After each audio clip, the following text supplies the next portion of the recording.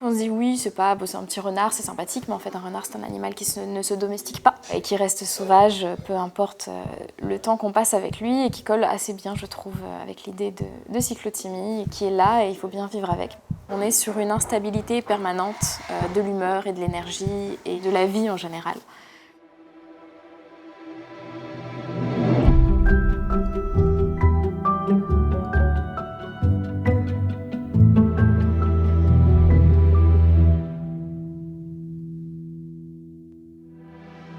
Aujourd'hui, j'ai rendez-vous avec Lou.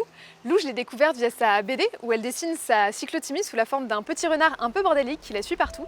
La cyclothymie, c'est un trouble de l'humeur qui se situe dans le spectre de la bipolarité. C'est des humeurs très hautes qu'on appelle hypomanie, suivies d'humeurs très basses, des dépressions. Et parce que ces phases sont un peu moins extrêmes que celles d'une personne bipolaire, parfois ça passe inaperçu. Et c'est un peu ce qui s'est passé pour Lou.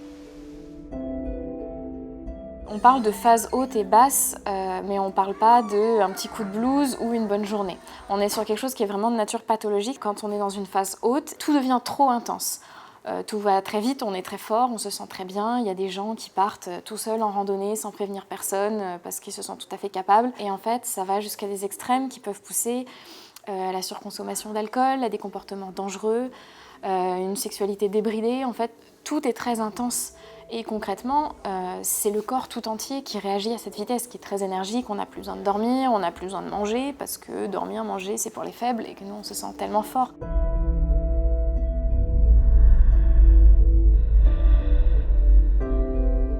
L'inverse de l'hypomanie, c'est la dépression. Dans la cyclothymie, dans les maladies bipolaires, la dépression peut arriver pour pas vraiment de raison. Ça devient une vraie souffrance et typiquement, voilà, on peut plus sortir de chez soi, on peut plus répondre à un message, on peut plus faire le travail qu'on faisait avant. C'est le vide en fait qui se fait dans le cerveau.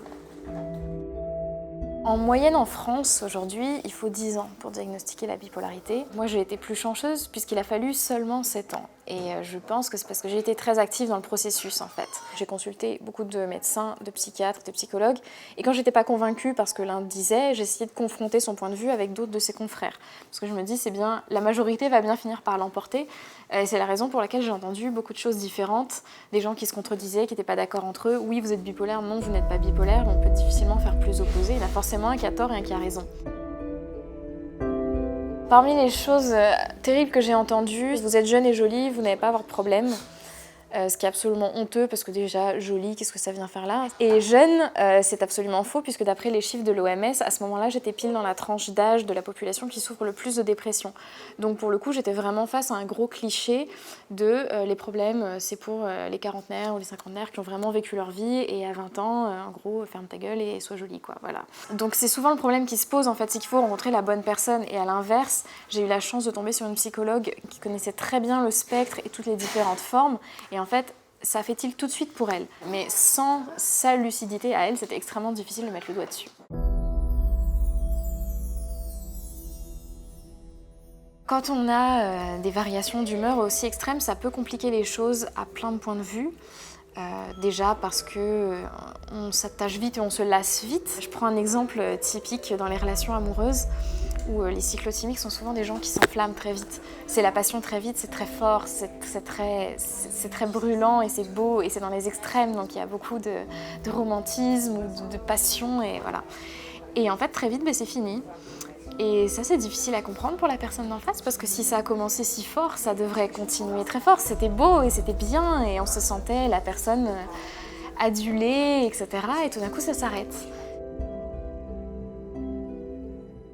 Il y a énormément de réactions qui sont blessantes ou juste fatigantes et qui sont pour la plupart dues au fait que les gens ne savent pas et ne se rendent pas compte.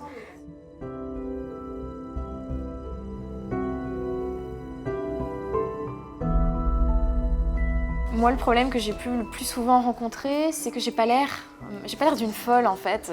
J'ai pas les yeux qui roulent et la bave qui coule et je ne dis pas des choses incohérentes. J'ai un bon métier, j'ai une vie tout à fait normale et posée. Et en fait, souvent on me dit « ouais, mais c'est pas grave ». Et alors qu'on parle quand même d'une maladie qui est potentiellement mortelle, parce qu'il y a un fort taux de suicide, on parle d'une maladie qui cause beaucoup de souffrance, beaucoup de difficultés. Le terme de bipolaire est souvent associé à quelque chose de très intense. On a tous vu des films où il y avait une personne bipolaire et oulala, elle est bipolaire, c'est chaud. Et en fait, ça ne colle pas avec la réalité de la cyclothymie.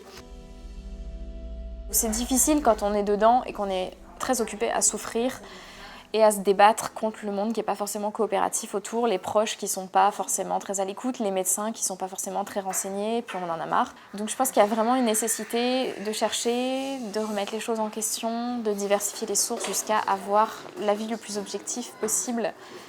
Et pour moi, mieux se comprendre soi, c'est extrêmement important de comprendre de quoi on est fait. Ouais, il faut comprendre de quoi on est fait, et Lou, ça lui a pris du temps. C'est pour ça qu'elle a voulu faire cette BD, pour partager de manière plus pédagogique les informations sur la cyclothymie. J'ai trouvé ça top, cette idée du duo avec son petit renard, et ça marche bien. C'est un animal sauvage, donc on ne peut pas l'apprivoiser, mais en même temps il fait partie d'elle, donc avec le temps, il faut bien apprendre à cohabiter. Si vous vous reconnaissez dans l'histoire de Lou ou si vous pensez qu'un proche peut être concerné, il est important d'aller consulter, car les troubles de la bipolarité s'accompagnent souvent de la prise d'un traitement pour stabiliser l'humeur, et il faut avoir le bon diagnostic.